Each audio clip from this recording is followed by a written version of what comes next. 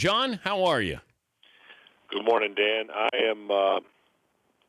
I'm here in L.A. finishing this thing up. All right. You gave a lame excuse that you couldn't be in the bracket challenge because you acted a lot busier than what you really are, that you were involved in the World Baseball Classic and you couldn't fill out a bracket when we really know the reason why. Michigan State's not any good this year, and therefore you couldn't go to the well and bring Michigan State to the Final Four and maybe to a title game. That's really what it came down to. I mean, that I can see where you're coming from there. I can see there. But you did jump in. You did jump in at the end because you were guilted into joining us because, yes.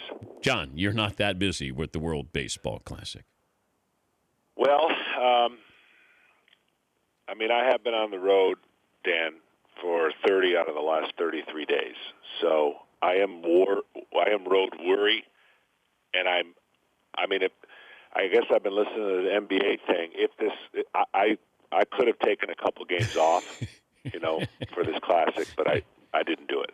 And I did take off this year's. I got to admit, I did not put my best effort for the bracket, and I apologize. Speaking of pacing yourself in sports, when you were with the Braves, did you have a four-man rotation, one of the last four-man rotations in baseball? Well, we didn't have, per se, a four-man rotation, although in April we went to a four-man rotation only because there's so many off days. But the four of us pitched every 5 days, depending on the off days. We didn't use the fifth starter a lot, but today that's gone right out the window, and so it's pretty much going to a six-man rotation in a lot of situations for these teams, which I think is I'm not a fan of. But the game's changed in a lot of different ways, so I'm trying to adjust. But you got guys who aren't playing 162 games, but here we are saying to LeBron and Steph Curry and some of the big names, we need you to play every single game. That's the obligation. But is anybody keeping track of Mike Trout's games or Bryce Harper's games in baseball? No. I think the only reason people have kind of looked at it that way is there seems to be this mass substitution of sitting. But I get it, man. You're talking about a sport. These guys are the greatest athletes in the world, and they are constantly. It's not like there's a lot of resting that goes on. They play a ton of games. I totally get the concept. That's why San Antonio has been so good for so long. They and Popovich just kind of deals with it in a different way. But I get it. I mean, look, I can barely sustain my over 40 league, repertoire once every other 2 weeks. So I do have to ask you a question on that Continental Tires questions, that commercial. How long did it take you to make that shot? That was the third shot. Third shot. Yeah. It's impressive. Yeah. And why didn't you show me? Was I at a different studio? Why didn't I see the golf simulator? That was at the Barclays Center in Brooklyn. Oh. Yeah, the Nets wanted a tutorial on how to shoot, so I came down there to help them, and then we shot a commercial as well. So I was able to do two things in one. They actually asked me to play, and I said I can't, but because I can't commit to all these games, I'd have to take some games off. But I mean, you got a golf simulator in your studio. Yeah. Why didn't you show me that?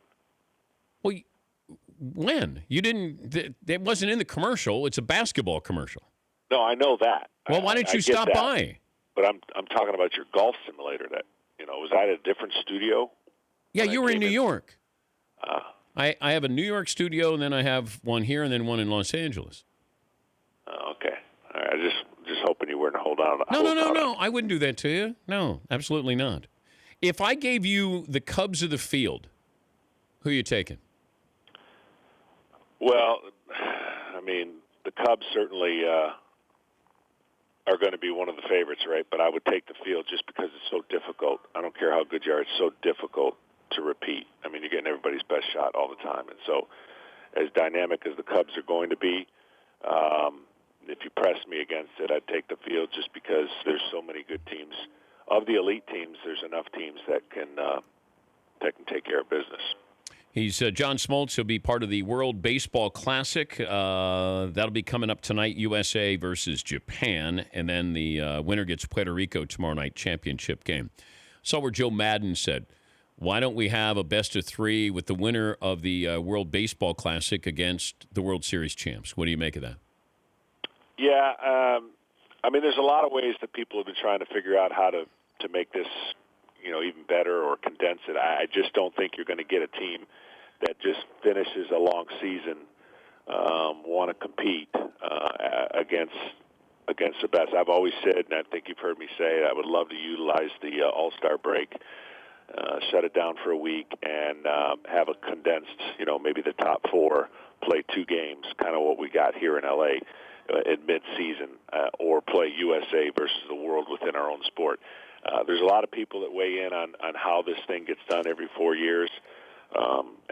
And having covered it from the beginning to the end, you see a lot of different countries that are all in for this thing, and their emotion is unlike anything we see during the regular season, and that is what they're trying to do and represent their country in an incredible way. We have a bigger pool. Yep. We have much more selection process, and sometimes we focus on who's not here instead of the guys that are here, whereas the other countries don't have as big a pool, and they get probably a higher percentage of their players to play for it. So, I'm a big fan of showcasing our international talent because there's so many of them.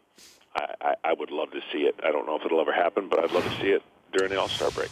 If you were Tim Tebow's advisor, what advice would you give him?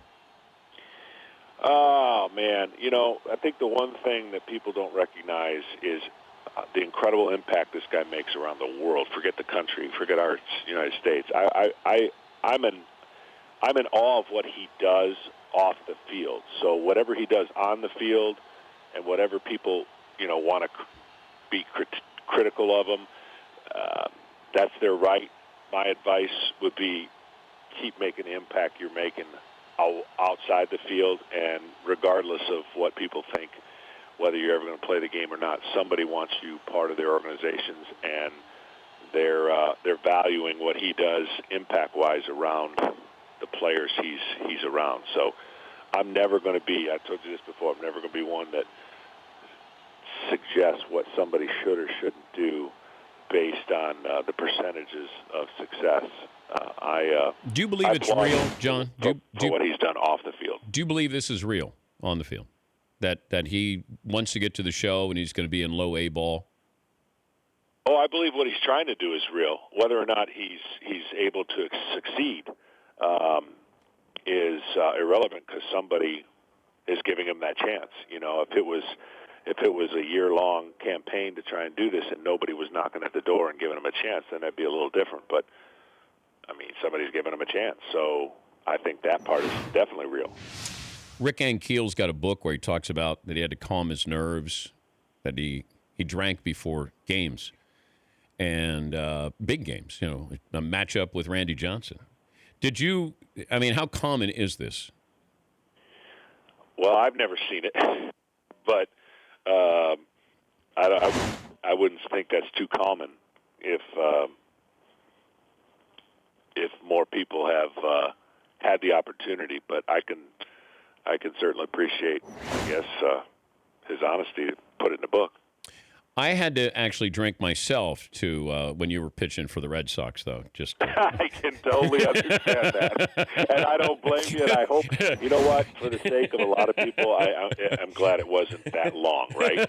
So at least you didn't fall into like this horrible habit because it was painful watching me go through that. I understand that, so I totally get that. It was only 8 starts, John. It was for the sake of everybody that needed to not continue. I understand. Could you get Tebow out right now? No, I couldn't get anybody out right now. Oh, come on. I'm telling you. Come on. I'm telling you, it's. It left you? Okay. Out of Maddox, Glavine, or you, who has the best stuff right now? Oh, probably, despite what it looks like, body-wise, probably Maddox.